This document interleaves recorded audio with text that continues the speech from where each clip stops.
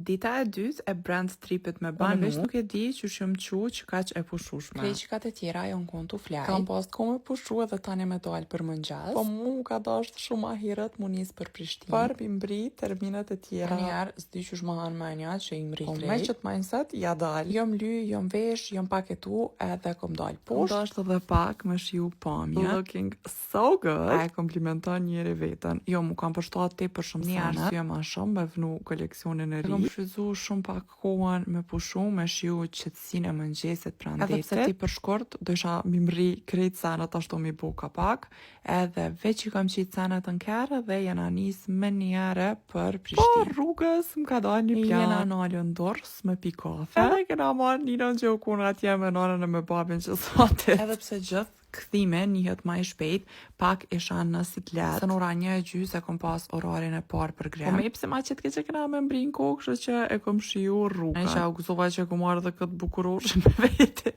Direkte në pun u vesha se në Prishtinë ku ka pak ma ftoft.